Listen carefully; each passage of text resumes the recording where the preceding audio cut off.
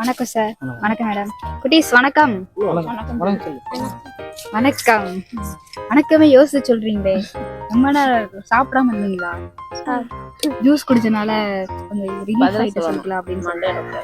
Okay, எங்க இருந்து sir வரீங்க? பக்கத்துல எம்சிபிளார் ஏனா ஓகே ஓகே. குட்டீஸ் என்ன படிக்கிறீங்க? மூணாப்பு. என்ன ஸ்கூல் படிக்கிறீங்க? ஊராட்சி ஒன்றிய நடுநிலை பள்ளியில படிக்கிறோம். இன்னைக்கு லீவா? லீவுனால அம்மா அப்பா கூட சேர்ந்து வந்தீங்களா? இப்படி சொல்லிட்டு இருந்தீங்களா, வகிடம் போகணும், சுத்தணும், ஊஞ்சல் விளையாடணும் அப்படி கேட்டுட்டு வந்தீங்களா? அப்ப எப்படி வந்தீங்க சொல்லிட்டு அவங்களா கூட்டு வந்தாங்க? கேட்டுட்டே இருந்தாங்க. ரொம்ப நாளும் அழுது அடம் பிடிச்சனால இப்ப கூட்டு வந்திருக்காங்க. சண்டை போடு, டெய்லி கூட்டு போங்க அப்படின்னு சொல்லி கேளு, சரியா? போனாருமே கூட்டு வர சொன்னாங்க, வர முடியல. அப்படிங்களா? Okay sir. என்ன ஒர்க் பண்ணிட்டு இருக்கீங்க? நான் வெல்டிங் ஒர்க் ஷாப்ல வேலை செய்றேன். மேடம் நீங்க?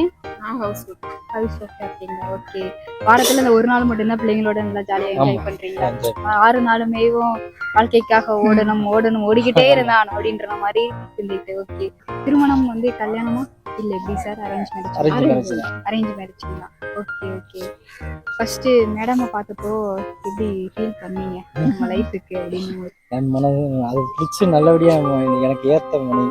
உங்களுக்கு ஏத்த மனைவி. அப்படி ஒரு மனைவி கிடைக்கிறதுக்கு நான் தான் கொடுத்து வச்சிருக்கேன். அது அவங்கள பார்த்து சொல்லலாமே. உங்களை மாதிரி ஒரு மனைவி கிடைக்கிறதுக்கு நம்ம கொடுத்து வச்சிருக்கேன். கண்டிப்பா அது அவங்கள பார்த்து சொன்னீங்கன்னா கொஞ்சம் நல்லா இருக்கும். என்கிட்ட சொன்ன எனக்கு ஏத்ததில்ல, எனக்கு லைஃப் கிடைச்ச ஒரு வரம். ஓகே. உங்களுக்கு உங்க ஹஸ்பண்ட் எப்படி மேடம்? அதேதான், சேம். இந்த மாதிரி யாரும் பார்த்துக்க மாட்டாங்க. Okay okay.